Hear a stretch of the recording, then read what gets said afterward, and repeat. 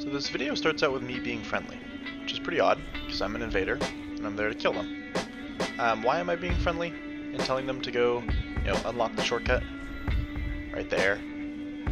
That's because these guys are being ultra passive. They know there's two of them, they know they have that advantage over me, and I cannot get them to play the level. They just want to sit back and have a very honorable 1v1 duel. Sorry, did I say 1v1? I meant 2v1. They want to have an honorable 2v1 duel where everyone heals. So anyways, I fall off this ledge, and there's no way to come back up there, and because they're so passive, there's no way in hell they're ever going to chase me. So I gotta go chase them. But I know it's not too hard to get back up there.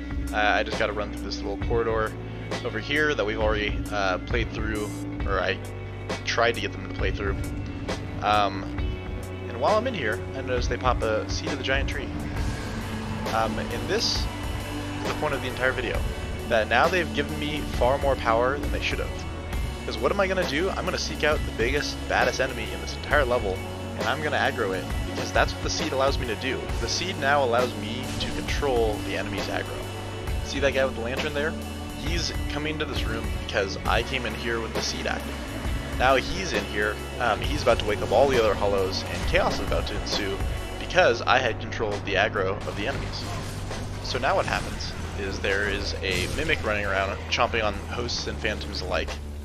You see here it's about to get the gold right here. How sweet is that? But so now you have a room full of hollows, you have an angry chest, and the seed wears off right about now.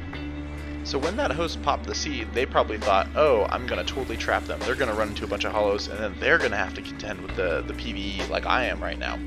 What actually happened is they gave me control over what enemies I wanted involved in the fight, and that allowed me to basically dictate whether or not they're going to be passive, which of course is going to be a no. I would not like them to be passive. They're going to have to fight enemies and me at the same time, because that is an ideal situation for an invader to be invading in.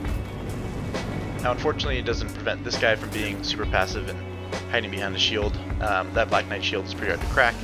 However, you run to the firebomb room and I'm able to hit him with a pretty sweet throw with the barrels. Even so, now I've whittled it down to one. I can deal with one passive player. Two passive players, one of which does pretty good damage with like a Moonlight Greatsword, is a lot harder to deal with. But as I've made a video about before, when dealing with a passive solo host now, to switch to the Lothar Knight Straight Sword, which allows me to properly roll catch and just ultimately bully and punish hosts who want to play really passively. And it works out well here.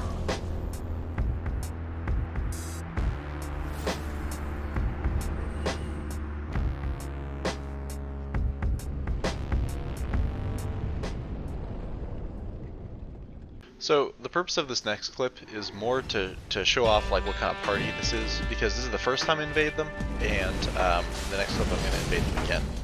But this is just kind of showing what kind of party this is. Like you have two very capable phantoms and a host who is perhaps a little too aggressive for his own good. It's one of those parties where the phantoms are kind of carrying the host through the game.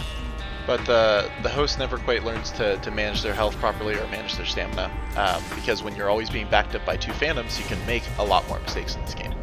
Anyways, I re-invaded the same party later, because if you didn't already know this, every time you summon a phantom, like a friendly phantom, your invasion timer gets reset. So as a result, I invade these guys shortly after invading them.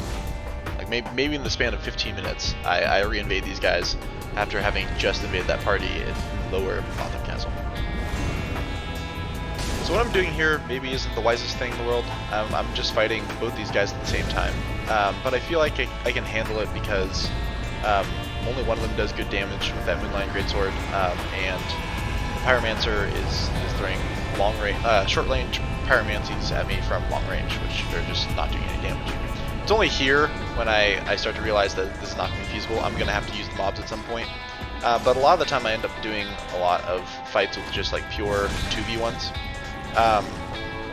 Which it's all about whether you can gauge who you can handle or not. This guy using the S-Stock and Pyromancer that don't do a lot of damage, I feel like I can manage. But with what's now going to become a 3v1, and I believe he's using like the Black Knight Greatsword, that's not doable. I need some mob support for that. So we go down here to make sure this guy's alive, which is great. Always a little bit of like a moment of truth. It's like, oh shit, have they killed the Aerothil Knight yet? But he's alive, so I've got some support if I need it. I slow it down right here just to kind of demonstrate that this is like my threshold. Right here, I can group them up at the top of the stairs or just on this stairway in general, because I know they aren't going to follow me down here. This is like my little safe zone if I need it. I can come up here, do some damage to them, and retreat, because I know they really don't want to aggro that Aerothil Knight. So this is kind of like my little threshold that I'm defending. I get them to group up there, and if they ever want to push the attack more, they risk getting the Aerothil Knight involved. Now the guy pops a seed, which basically invites me to come get the Aerothil Knight. See, again, now I have aggro control over him. He's a little stuck in this corner, so he's a bit hard to get out. But by popping that seed, they've basically let me bring that Aerothil Knight into the fight, which makes this 3v1 now realistically a 3v2, because that Aerothil Knight is no joke. The only downside of the Aerothil Knight here is that, much like in Incel, he's incredibly hard to get out of his basement.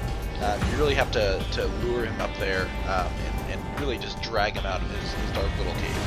But once he joins the fight, he immediately starts making an impact. Watch him just absolutely beast on this Artorias looking phantom over there. And now the seed is worn off. And this is also a key part of it, is that when From Software nerfed the seed, they decreased the timer it lasted for from like 30 minutes down to like 2. And once that seed wears off, you've just dragged another very powerful enemy into the fight, and now they're no longer going to get aggroed to you. So you just have an ally in the fight again.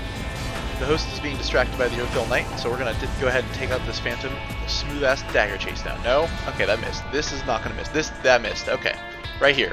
Right here. Okay. No, that one didn't either. This one right here for sure. We're going to take 2 swings. No. We're going to miss that one as well. What the fuck is wrong with this game? This game is broken as hell. Jesus Christ.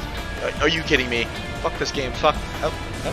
Ladies and gentlemen, that's pure skill right there. What you just witnessed is some Evo ready play.